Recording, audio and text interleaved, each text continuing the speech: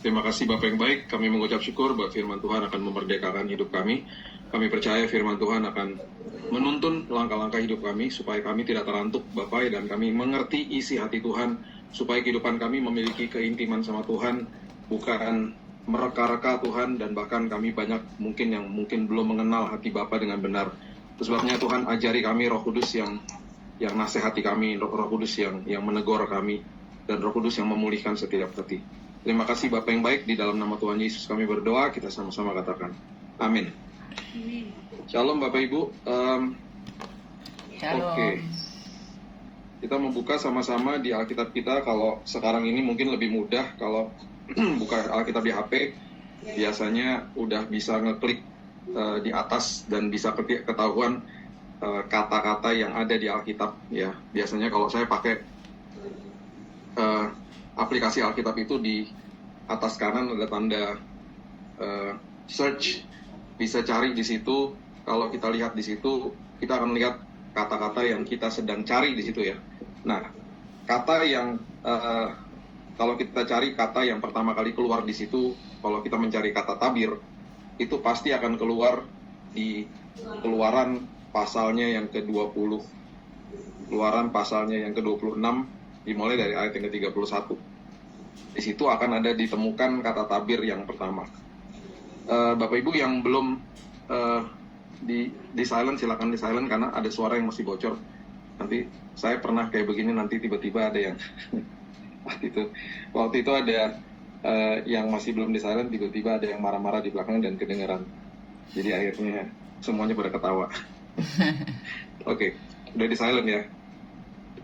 Oke, Keluaran 26 ayat yang ke-31.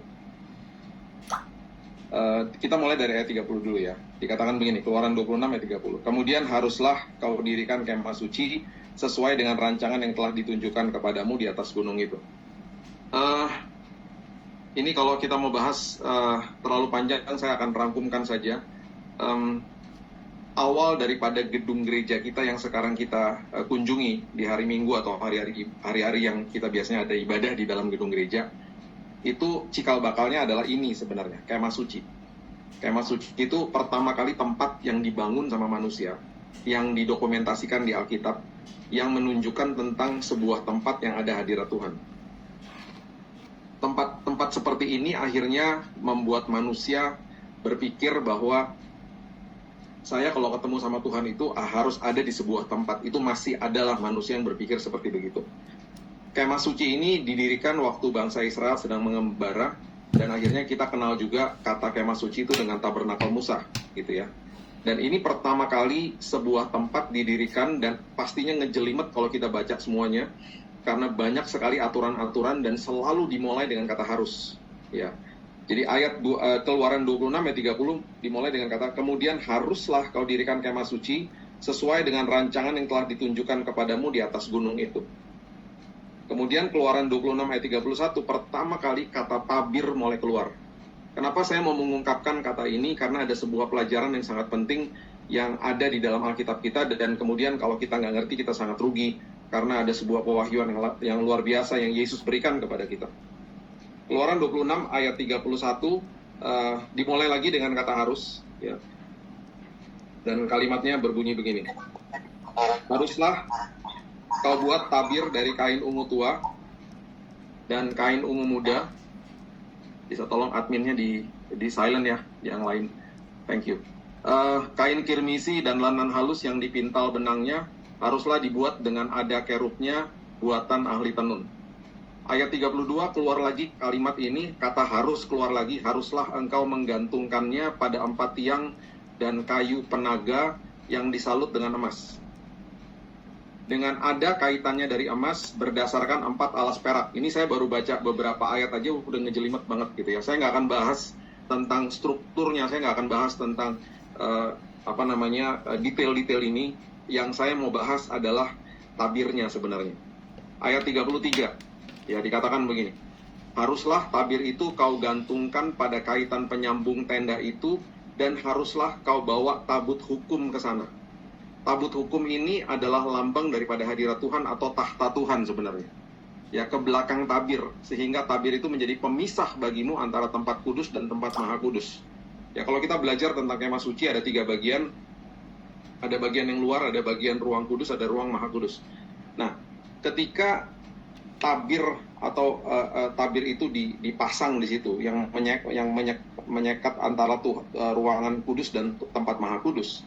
Itu kenapa? Karena di tempat maha kudus itu ada tabut perjanjian yang melambangkan hadirat Tuhan atau tahta Tuhan.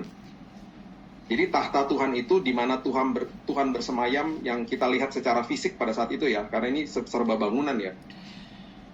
Itu merupakan sebuah tempat di mana tidak sembarangan orang boleh datang, dan bahkan manusia itu tidak bisa menghampiri tahta Tuhan, dan bahkan Tuhan menyuruh seorang mediator yang menjadi wakil buat semua orang.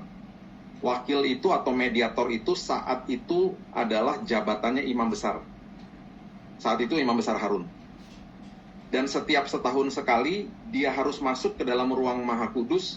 Dia harus membawa darah hewan, dipercikan di atas tabut perjanjian itu, hadirat Tuhan turun, itu lambang daripada tahta Tuhan. Dan ketika dia masuk ke belakang tabir, jadi waktu dia buka tabirnya, sekarang ini mungkin kita kenal dengan kata horden gitu ya. Kita buka hordennya, dia masuk ke belakang tabir, hordennya ketutup lagi, Bapak Ibu. Sehingga orang yang di luar itu pasti nggak bisa lihat. Karena tabir itu dikatakan di ayat 33 betul-betul adalah pemisah antara manusia dengan Tuhan. Jadi setahun sekali di hari pendamaian itu, imam besar itu masuk ke dalam, melakukan pendamaian. Itu merupakan hari yang sangat kudus dan juga hari yang cukup mengerikan, karena kalau imam besarnya nggak kudus, dia bisa mati di dalam situ.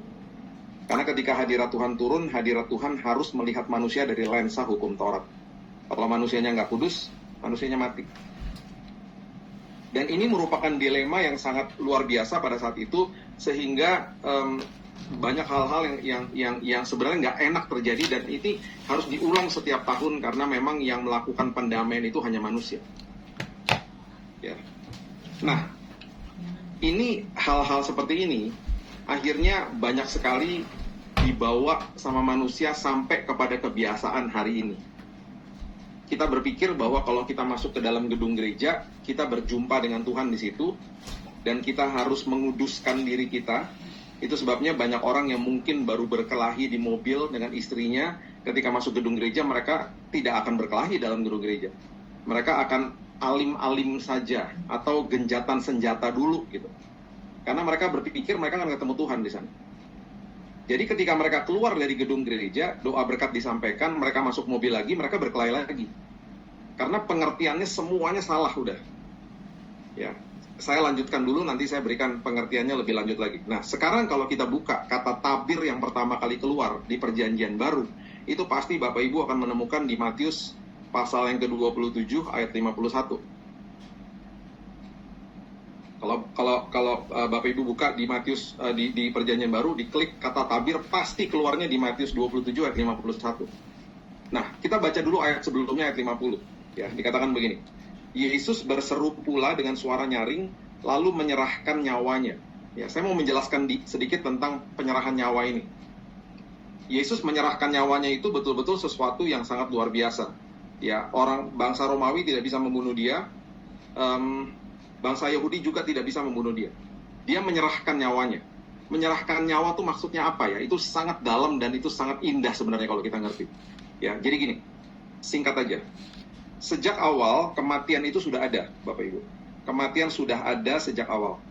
Kematian diciptakan sama Tuhan ada, tetapi kematian itu tidak berkuasa atas manusia. Ya, kematian tidak berkuasa atas manusia. Alias kematian nggak bisa membunuh manusia. Itu sebabnya Tuhan mengatakan kepada manusia, jangan makan buah itu, buah pengetahuan baik dan jahat. Kalau kamu makan buah itu, you will surely die, kamu pasti mati. Dengan kata lain, kalau kamu tidak taat, kalau kamu makan buah itu, kamu akan mengaktifkan kematian. Kematian akan berkuasa atasmu. Jadi kalau kamu melakukan dosa, dosa adalah kuasa yang diberikan kepada kematian, sehingga kematian berkuasa untuk membunuh manusia. Jadi kuasa yang diberikan kepada kematian sehingga kematian itu bisa membunuh manusia, itu dosa. Itu sebabnya manusia akhirnya dipisahkan dari hadirat Tuhan, mengalami kematian. Kematian itu ada fasenya ya. Fase pertama manusia dipisahkan dari hadirat Tuhan, itu juga kematian. Kematian itu artinya dipisahkan ya. Kematian bukan sesuatu berarti orang itu lenyap gitu, bukan. Kematian itu artinya dipisahkan. Kematian yang kedua, dipisahkannya lah roh dari tubuh. Manusia mengalami kematian fisik. Yesus waktu di kayu salib juga mengalami hal serupa. Dia mengalami dua fase kematian. Ya, sama seperti manusia di awal, dia harus tebusnya sama. Itu sebabnya di awal dia dipisahkan dari hadirat Bapa. Makanya dia berteriak di kayu salib, "Why have you forsaken me?" Kenapa engkau tinggalkan aku?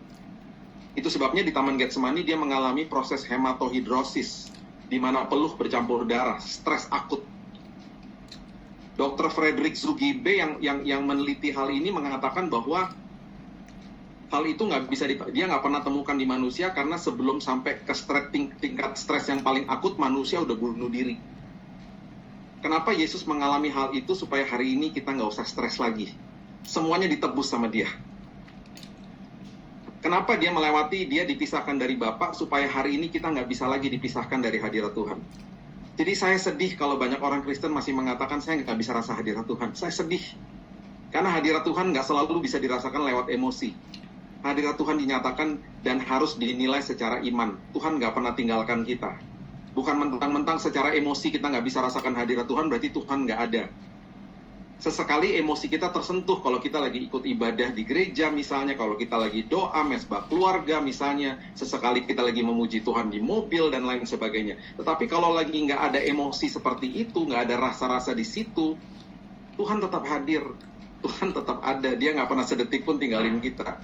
Itu harus dipahami dulu ya.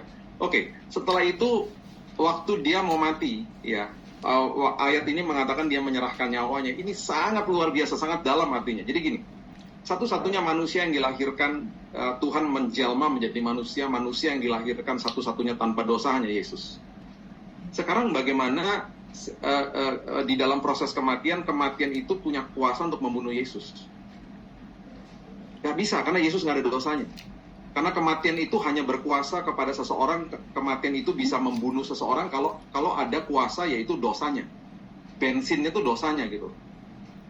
Dia bisa berkuasa kalau ada dosa.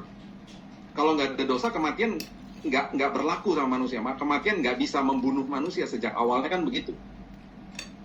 Yang Yesus lakukan adalah, kata menyerahkan nyawa adalah, dia mengambil semua dosa kita. Dan saat itu kita belum lahir. Kita diambil semua dosanya, ditimpakan di atas tubuhnya, dan kemudian dia datang seolah-olah dia menghampiri kematian, dan dia katakan, sekarang saya validasi kamu bisa bunuh saya. Ini adalah sebuah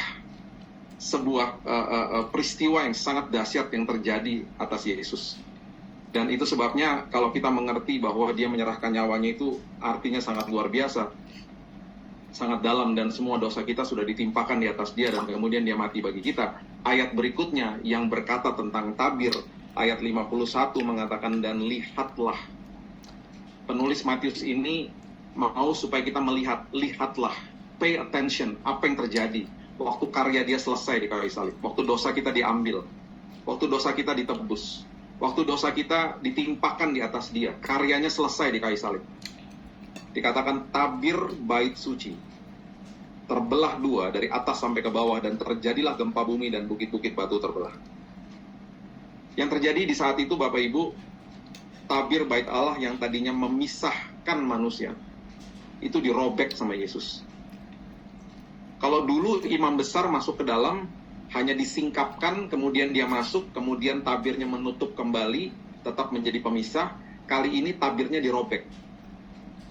Jadi waktu Yesus masuk ke dalam tahta Tuhan, semua yang ada di belakang dia bisa lihat tahta Tuhan. Dan bahkan bukan itu saja. Kita diajak masuk ke dalam tahta Tuhan sama dia. Buktinya di mana? Coba lihat Ibrani pasal yang ke-11. Ibrani pasalnya yang ke-6, ayatnya yang ke-19 dan 20. Ini ayat kalau saya baca, saya selalu merinding karena ini ayat sangat-sangat luar biasa. Ibrani 6 ayat 19 mengatakan begini. Pengharapan itu adalah sauh yang kuat dan aman bagi jiwa kita. Selama kita hidup, kita pasti memiliki pengharapan. Nggak mungkin nggak. Kita pasti memiliki pengharapan. Kita punya pengharapan. di dalam semua aspek kehidupan. Ya, kita mengharapkan keselamatan, kita mengharapkan kita ditebus dosa kita. Kita mengharapkan kekosongan jiwa kita diisi sama Allah Elohim yang menciptakan kita. Kita punya banyak harapan dalam hidup kita. Harapan-harapan yang lain juga pasti ada. Ada yang primer, ada yang sekunder. Kita mempunyai pengharapan yang paling utama, manusia berharap manusia itu diselamatkan. Bahkan manusia nggak mati. Ya kan? Dan ini yang sangat luar biasa adalah pengharapan kita itu dikatakan adalah saup yang kuat, jangkar yang kuat, aman bagi jiwa kita. Karena pengharapan kita itu bukan kepada pengharapan sosok pribadi atau sesuatu yang bisa merusak hidup kita, tetapi pengharapan itu dikatakan seperti saup yang kuat dan aman bagi jiwa kita. Berarti apa? Kalau kita berharap kepada Yesus, kita tahu bahwa dia nggak berseberangan sama kita, itu aman bagi jiwa kita. Jiwa kita akan diselamatkan. Itu maksudnya. Dan dikatakan begini, yang telah dilabuhkan, telah, nggak ada kata harus, telah dibawa sama dia. Pengharapan kita dibawa. Bahkan kita pun dibawa sama dia. Masuk ke dalam, sampai ke belakang tabir. Itu berarti kalau sampai ke belakang tabir, kita menemui hadirat Tuhan. Kalau dulu dilambangkan dengan tabut perjanjian, sekarang betul-betul kita menghampiri tahta Tuhan. Dan yang bawa kita masuk ke sana adalah Yesus. Buktinya dari mana dia bisa bawa kita masuk? Kenapa kita yang dibawa masuk? Perhatikan ayat berikutnya dikatakan di mana Yesus telah masuk sebagai perintis bagi kita. Karena dia duluan yang masuk, dia perintisnya. Ketika ia menurut peraturan Melkisedek menjadi imam besar sampai selama-lamanya. Kalau dulu imam besarnya imam besar Harun, sekarang imam besarnya Yesus itu sendiri. Dia yang membawa kita masuk ke dalam hadirat Tuhan. Jadi kalau hari ini kita punya harapan mau disembuhkan, mau dipulihkan, ya, mau mengalami sebuah breakthrough, terobosan dalam hidup ini, semua pengharapan-pengharapan itu telah dibawa sama dia. Ya, apapun masa lalu kita, apapun kesalahan kita dan lain sebagainya, itu sudah diserahkan sama dia dan sudah ditimpakan di atas dia. Hari ini kita sudah mengalami proses yang namanya justification. Kita sudah dibenarkan, sudah dilayakkan sama Yesus. Ketika kita percaya kepada dia. Itu sebabnya kita hidup taat hari ini, ya, bukan untuk dilayakkan, tapi karena kita sudah dilayakkan. Jadi ketika dia membawa masuk ke dalam, kita harus mengerti kata perintis itu adalah artinya prodromos. Prodromos itu adalah orang yang zaman dahulu kala suka berlari masuk ke dalam kota dan berteriak kepada seisi kota bahwa sebentar lagi ada orang penting mau lewat. Sehingga seluruh masyarakat turun di pinggir jalan dan ingin menyaksikan siapa sih orang penting yang mau lewat, mau masuk ke dalam kotanya. Bisa-bisa raja, bisa-bisa orang-orang VIP, orang-orang pejabat. Alkitab mengatakan yang jadi perintis itu Yesus, yang jadi prodromos Yesus. Seolah-olah waktu dia merobek tabir bait Allah, dia masuk ke dalam tahta Tuhan, dia berteriak kepada seisi sorga bahwa sebentar lagi ada orang penting mau masuk dan menghampiri tahta Tuhan. Siapakah orang-orang itu? Orang-orang itu adalah saudara dan saya. Betapa dahsyatnya prinsip ini, sehingga kita harus mengerti hari ini Tuhan gak berseberangan sama kita. Kita sudah diperdamaikan sama dia. Makanya di Roma 5 ayat 1-5 itu Paulus menjelaskan dengan sangat-sangat luar biasa. Dia mulai katakan di ayat itu, dia mulai dengan ini ya, saya bacakan ya. Roma 5 ayat 1 dikatakan, sebab itu kita yang dibenarkan karena iman, kita hidup dalam damai sejahtera dengan Allah oleh karena Tuhan kita Yesus Kristus. Kita hidup di dalam damai, sudah diperdamaikan karena Yesus Kristus. Oleh dia kita juga beroleh jalan masuk oleh iman kepada kasih karunia. Di dalam kasih karunia kita berdiri bermegah dalam pengharapan akan menerima kemuliaan Allah. Kita berdiri dalam pengharapan, bermegah dalam pengharapan kita, karena kita tahu pengharapan kita tidak mengecewakan di dalam dia. Bukan hanya itu saja, kita malah bermegah dalam kesengsaraan kita, karena kita tahu bahwa kesengsaraan menimbulkan ketekunan. Ketekunan menimbulkan tahan uji menimbulkan pengharapan. Pengharapan tidak mengecewakan karena kasih Allah telah dicurahkan di dalam hati kita oleh Roh Kudus yang dikaruniakan kepada kita. Ayat ini dalam dan luar biasa. Jadi gini, ini ada empat elemen. Ada kesengsaraan, itu berarti ujian. Kesengsaraan itu berarti pergumulan hidup, berarti proses kehidupan. Ya, elemen yang kedua dikatakan sama Paulus adalah ketekunan. Kemudian ada tahan uji dan pengharapan. Ya. Yang namanya kesengsaraan atau ujian kehidupan itu bisa datang kapan saja. Faktor eksternal Bapak Ibu, bisa datang kapan aja. Yang kita bisa kontrol hanya satu, yaitu ketekunan. Tekun mengerti, paham, belajar, mengerti isi hati Tuhan. Tekun untuk terus mengerti isi hati Tuhan. Tekun untuk terus mengingatkan diri kita bahwa saya ini sudah dibenarkan sama Yesus. Saya nggak mau dibohongin sama iblis. Tekun untuk terus belajar firman, berdoa, terus menabur kebenaran, memperkatakan kebenaran. Itu tekun. Dan kemudian dari ketekunan ini akan lahir dua buah yang luar biasa. Yang pertama adalah tahan uji. Tahan uji itu berbicara dalam bahasa Inggris adalah karakter. Karakter kita akan diubahkan sama Tuhan. Kita jadi orang-orang yang tahan uji. Nah, ini buah daripada ketekunan. Kemudian buah yang berikutnya dari ketekunan kita, kalau kita terus belajar dan mengerti isi hati Tuhan, ketekunan ini akan menghasilkan buah yang berikutnya, yaitu pengharapan. Pengharapan kita nggak mengecewakan, karena kita tahu pengharapan kita sudah dibawa masuk ke dalam tahta Tuhan sama Dia. Dan ini sebuah pewahyuan yang sangat luar biasa yang Alkitab jelaskan kepada kita bahwa hari ini kita sudah diperdamaikan. Yang saya mau bagikan kepada kita ya hari ini, berhati-hati dengan apa yang mungkin pengertian kita itu salah hari-hari ini. Karena gini, kalau ditanya hari ini Bapak Ibu agamanya apa, pasti kita akan bilang kita agama Kristen. Kita perlu tahu bahwa semua agama diciptakan sama manusia, termasuk agama Kristen. Dan agama itu adalah upaya manusia datang kepada Tuhan, termasuk agama Kristen. Dan itu sebabnya saya selalu mengingatkan jemaat bahwa hormati agama Kristen, hormati sinode, hormati denominasi, hormati tata ibadah, tetapi jangan dikultuskan. Yang dikejar Yesusnya. Kalau kita kejar Yesusnya, kita akan ngalamin Dia. Akhirnya ketika kita bisa mengalami Dia, menerima yang terbaik, baru kita bisa memberikan yang terbaik. Kita nggak akan bisa memberikan yang terbaik sebelum kita mengalami yang terbaik dari Tuhan. Ya, kita nggak akan bisa.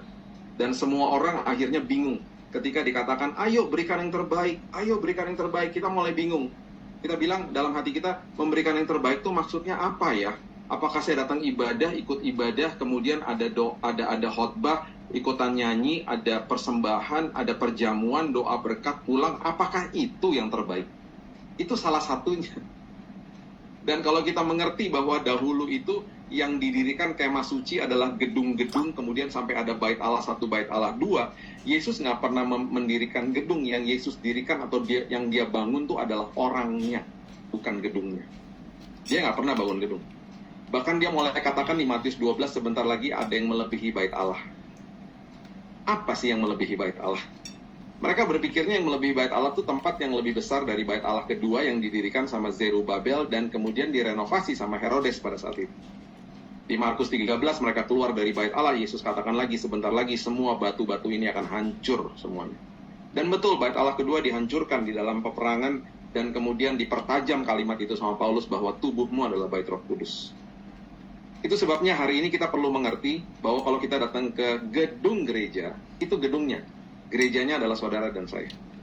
Itu sebabnya kalau nanti doa berkat disampaikan, kita keluar dari gedung gereja, ibadah nggak bisa stop. Jangan pernah mengatakan lagi, oh tadi saya udah ibadah. Ibadah jalan terus. Kita harus mengatakannya lebih tepatnya gini, saya udah ibadah di gedung gereja, tadi jam sekian sampai jam sekian. Sekarang saya lagi ibadah di mall. Formatnya berbeda. Ketika kita masuk ke dalam mall karena kita gerejanya, kita memberikan tip, kita melakukan hal yang sopan, kita ngantre, kita sedang berkhotbah tanpa kata-kata. Karena gerejanya saya. Jadi itu yang Yesus bangun. Dia bangun gereja tuh dibangun orangnya, bukan gedungnya. Nggak salah ya punya gedung, nggak masalah punya gedung. Nah, tapi percuma punya gedung kalau orangnya nggak. Kita orang di dalam sini nih, kerohanian kita nggak pernah dibangun. Percuma akhirnya. Kita nggak mengerti prinsip ini akhirnya. Kita nggak ngalamin Yesus. Kita ngalamin Yesus cuma hari Minggu. Kita nggak ngalamin Yesus di hari Senin. Karena kita mulai pilah-pilah. Oh hari Minggu tuh hari ibadah, hari kudus. Hari Senin tuh hari kerja. Betul hari Senin hari kerja. Tetapi itu hari kudus juga. Saya bisa buktikan bahwa di Kejadian pasal yang kedua ayat yang kelima, pertama kali manusia diciptakan, manusia nggak pernah dikasih di gereja. Yang dikasih adalah marketplace. Tempat untuk bekerja. Untuk dikelola. Jadi di hari Minggu kita sedang merayakan, kita saling menguatkan, kita belajar, kita di-recharge. Hari Seninnya tuh kesempatan kita sedang berkhotbah kepada banyak orang ketika kita masuk ke dalam tempat pekerjaan kita. Karena kita gerejanya. Kalau kita ngerti ini, Kita menjadi orang-orang Kristen akhirnya jadi kado bagi orang lain. Jadi kado bagi orang lain. Bukan menuntut orang lain. Kita mengerti akhirnya kita jadi garam bagi orang lain. Salah satu fungsi garam adalah membuat orang itu nagih. Makanya kalau makan keripik asin nggak bisa stop ya Bapak Ibu. Harusnya kalau kita pulang ke rumah, semua orang dari kamar keluar menyambut kita. Bukan kalau kita pulang ke rumah semua pada masuk kamar karena ketakutan sama kita. Harusnya orang nagih sama kita. Harusnya itu yang kita portray dari hidup kita, bahwa saya ini gereja Tuhan. Saya ini adalah tubuhnya yang diam di dalam saya adalah Roh Kudus di dalam saya. Akhirnya kita ikut Tuhan nggak pakai formula. Saya sedih banyak orang Kristen datang kepada saya bilang gini, Pak, saya udah doa sekian lama, saya udah puasa sekian hari, kok Tuhan nggak jawab? Saya sedih, langsung orang itu menyatakan kepada saya bahwa kamu ikut Tuhan pakai formula. Beda sama teman saya yang kena cancer stadium 4, dia katakan, Bill, Tuhan itu baik luar biasa. Dia katakan, Bill, setiap hari aku ngalamin Yesus. Bill, aku percaya kamu udah berdoa, kamu katakan bahwa kita sekarang ini berdoa dari posisi yang udah menang ya, karena Kristus sudah selesai di kayu salib. Aku berdoa seperti itu loh, Bill, tiap hari dia ngomong gitu. Bill, Tuhan baik banget ya, aku ngalamin Tuhan loh, Bill, tiap hari. Bill, aku percaya selagi ada hari esok pasti ada pengharapan yang luar biasa ya, Bill. Itu orang ngalami Tuhan, padahal lagi sakit. 2 bulan lalu saya ke apartemennya dia sembuh total Bapak Ibu. Disembuhkan sama Tuhan, dapat mujizat. Ngalami Tuhan soalnya. Makanya ya, di ayat ini saya kasih ayat terakhir ya. 1 Yohanes 4 ayat 19. Mengatakan begini. 1 Yohanes 4 ayat 19. Kita mengasihi karena Allah lebih dahulu mengasihi kita. Ini maksudnya gini. Kalau saya bisa rephrase pakai kata-kata saya ya. Kita nggak sanggup mengasihi kalau kita sebelumnya nggak mengalami kasih Tuhan, gitu loh. Kita mengasihi karena Allah lebih dahulu mengasihi kita. Jadi sebelum kita ngalamin Tuhan, kita nggak akan bisa memberikan yang terbaik. Nggak bisa berikan yang terbaik sama manusia, sama Tuhan apalagi. Nggak akan bisa sebelum kita ngalamin Dia. Dan ngalamin Tuhan itu nggak bisa pakai ranah agamawi. Harus mengalami Dia. Satu-satunya Tuhan dari semua agama yang turun ke bumi menghampiri manusia, hanya Yesus. Hanya Yesus, nggak ada yang lain.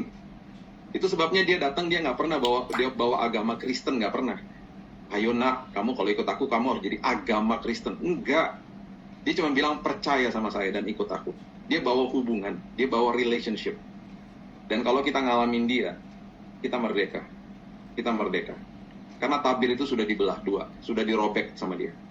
Dan saya percaya hari ini, semua pengharapan kita dilabuhkan sampai ke belakang tabir. Saya akan tutup dengan ini. Abraham disuruh pergi dari Ur ke sebuah tanah perjanjian yang Tuhan janjikan kepada dia. Dari sejak awal, kalau kita baca firman Tuhan, Abraham tidak pernah dikasih tahu kota di mana harus ia tujui. Yang dikasih tahu sama Tuhan hanya arahnya saja. Tetapi Abraham berangkat. Dia nggak pernah tahu dia mau kemana. Itu pasti banyak pertanyaan, mau kemana sih Tuhan? Sama seperti kita, mau kemana sih ini Tuhan hidup saya? Kemudian Abraham transit sama anaknya.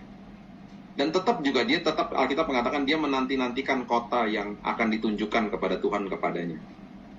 Ya, kadang-kadang kita juga nanya pertanyaan yang berikutnya, kapan sih Tuhan ini selesai masalah saya?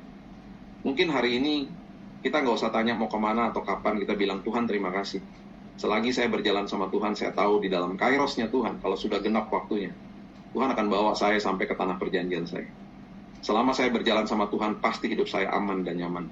Pengharapan saya ada di dalam Tuhan, dan pengharapan saya sudah dilabuhkan sampai ke belakang tabir. Hari ini, apapun masa lalumu, apapun kesalahanmu, kita bisa menghampiri tahta Tuhan. Karena yang jadi perintis Yesus. Kita bisa menghampiri tahta Tuhan. Yang kita harus mengerti adalah kita takut kepada Tuhan itu hormat kepada Tuhan, bukan ketakutan sama Tuhan. Tuhan nggak murka. Tuhan nggak mengutuk anak-anaknya. Tuhan tidak menuduh. Tuhan tidak menghakimi hari ini. Kita sudah diperdamaikan dengan Dia. Itu sebabnya pengharapan kita itu aman bagi jiwa kita. Dan saya berdoa setiap dari kita yang memiliki pengharapan apapun pada hari ini, pengharapan kita sudah dilabuhkan kepada Tuhan yang berdamai, sudah diperdamaikan dengan kita. Tuhan yang mau kita, hidup kita berkelimpahan dalam damai sejahtera, berkelimpahan dalam sukacita, berkelimpahan dalam kesehatan, tubuh, jiwa, dan roh bahkan. Berkelimpahan di dalam perlindungan, berkelimpahan di dalam penyertaan Tuhan. Dan apapun yang kita dibuat berhasil sama Tuhan. Itu yang saya percaya. Dan itu sebabnya hari ini Datanglah kepada dia dan tahu bahwa Tuhan terima kasih bahwa saya sudah diperdamaikan.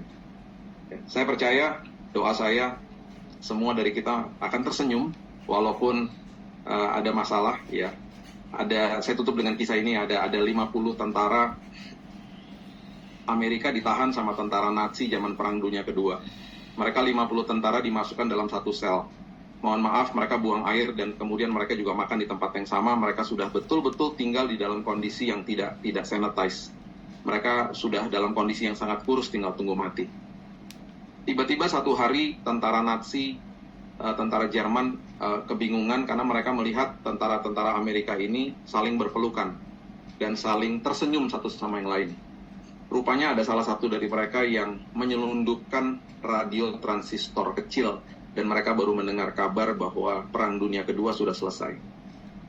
Dan juga di kabar di radio itu dinyatakan bahwa semua tahanan perang harus diperlakukan dengan baik karena pertolongan sudah sedang on the way, mereka semua akan dibebaskan. Pertanyaan saya ketika mereka tersenyum dan berpelukan, apakah mereka sudah dibebaskan? Belum, mereka masih ada di dalam selnya. Yuk hari ini kita tersenyum, bahkan kita peluk keluarga kita. Bahkan kita peluk keluarga kita yang mungkin sedang sakit. Katakan kepada dia, kesembuhan, pemulihan sedang on the way. Sedang dalam perjalanan. Percayalah, terimalah, karena Tuhan kita sangat sayang sama kita. Mari kita berdoa. Bapak yang baik, terima kasih buat hari ini. Kami mengucap syukur Tuhan bahwa tabir itu Engkau telah robek, sehingga kami diperdamaikan dengan Tuhan. Engkau begitu sayang sama kami Tuhan. Engkau hari ini ada di sisi kami. Dan itu sebabnya Engkau mengatakan bahwa perdamaian itu yang membuat pengharapan kami itu aman. Karena kami tahu kami berharap kepada sumber atas segala sumber, raja atas segala raja. Bukan berharap kepada sesuatu yang tidak bisa melakukan apa-apa. Itu sebabnya pengharapan itu aman. Dan bahkan di dalam pergumulan hidup kami bisa tersenyum Tuhan. Karena kami tahu bahwa kami akan dibuat makin tahan uji dan pengharapan kami tidak mengecewakan. Kami mengucap syukur karena di dalam kehidupan kami, apapun yang kami sedang butuhkan hari ini, mungkin kesembuhan, pemulihan, apapun itu Tuhan. Kami berdoa Tuhan, bahwa aku percaya bahwa hari ini, kesembuhan, pemulihan, pertobatan, provisi daripada Tuhan sudah kami terima. Karena sudah selesai di kayu salib. Terima kasih Bapak yang baik, terima kasih Tuhan. Roh Kudus terus nasihati kami, tuntun kami di dalam kebenaran firman supaya kami mengalami Tuhan. Bukan ikut Tuhan dengan formula, tapi mengalami Tuhan. Mengalami keintiman sama Tuhan. Ketika kami menerima yang terbaik, kami bisa memberikan yang terbaik. Di dalam nama Tuhan Yesus kami berdoa dan mengucap syukur, kita sama-sama katakan. Amin. Saya serahkan kembali. Amin, puji Tuhan. Terima kasih Bapak Pendeta Billy Lantang yang sudah mengambil bagian dalam pelayanan Women of Dorea pada sore hari ini. Saya percaya Bapak diberkati Tuhan, diberikan selalu pewahyuan, pengurapan yang luar biasa bersama dengan Tuhan. Diberkati keluarganya, salam buat istri dan anak, puji Tuhan. Oke, selanjutnya saya serahkan kepada Ibu Fani. Ya, puji Tuhan, sekali lagi terima kasih banyak untuk Pastor Lantang untuk pelayanannya. Tuhan Yesus memberkati. Baik ibu-ibu yang terkasih, kita akan memberikan persembahan. Tetapi sebelumnya kita akan berdoa. Boleh minta Ibu Ruli Adi Pratiwi untuk doa persembahan. Mari kita berdoa.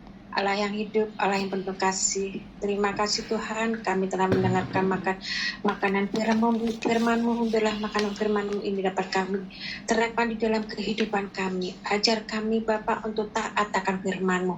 Bapak, saat ini kami akan memberikan persembahan Bapak. Tuhan, Engkau kuduskan persembahan ini Bapak. Tuhan, biarlah kami dapat memberikan persembahan yang terbaik untuk kemuliaan nama-Mu. Terima kasih Tuhan, hanya bersama-Mu kami berdoa dan bersyukur. Amin.